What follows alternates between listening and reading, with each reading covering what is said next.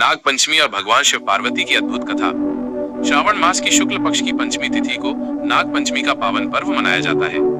ये दिन नागों की पूजा के लिए समर्पित है और इसके पीछे भगवान शिव और माता पार्वती से जुड़ी एक अत्यंत महत्वपूर्ण तथा रोचक पौराणिक कथा है। ये कथा न केवल नागों के महत्व को दर्शाती है, बल्कि शिव पार्वती के दिव्य संबंधों और उनकी कृपा का भी वर्णन करती है।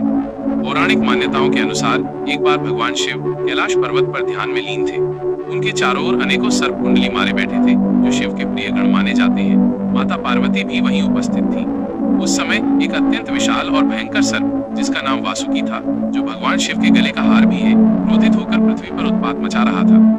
वासुकी के क्रोध और विष से पृथ्वी पर हाहाकार मच गया था। लोग भयभीत थे और चारों ओर त्राही त्राही मची हुई थी। ये देखकर माता पार्वती बहुत विचलित हुई। उन्होंने भगवान शिव से प्रार्थना की, हे प्रभु, पृथ्वी पर आपके ही एक गण वासुकी के क्रोध के कारण बड़ा संकट आ गया है। कृपया इस उत्पात को शांत करें और प्राणियों की रक्षा करें। भगवान शिव ने माता पार्वती की प्रार्थना सुनी। उन्होंने देखा कि वासुकी का क्रोध बढ़ता ही जा रहा है और वो अपने विष से हर जगह विनाश कर रहा है। भगवान शिव ने अपनी योग माया से एक अद्भुत रूप धारण किया। उन्होंने गरुड़ को स्मरण किया और उन्हें आदेश दिया कि वे वासुकी के क्रोध को शांत करें। गरुड़, जो पक्षियों के राजा और नागों के शत्रु माने जाते हैं, तुरंत प्रकट हुए। वासुकी और गरुड़ के बीच भयंकर युद्ध छिड़ गया। वासुकी अपने विष से गरुड़ को परास्त करने का प्रयास कर रहे थे और गरुड़ अपनी शक्ति से वासुकी पर भारी पड़ रहे थे। इस युद्ध से सृष्टि में और अधिक उथल-पुथल मच गई। ये देखकर माता पार्वती ने भगवान शिव से कहा, हे नाथ, इस युद्ध से तो विनाश और बढ़ रहा है।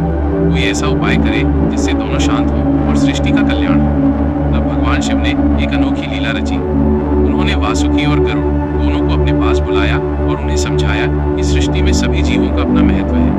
उन्होंने वासुकी को शांत किया और उन्हें समझाया कि उनका क्रोध सृष्टि के लिए हानिकारक है। साथ ही उन्होंने गरुड़ से भी कहा कि वे नागों पर अनावश्यक रूप से अत्याचार न करें।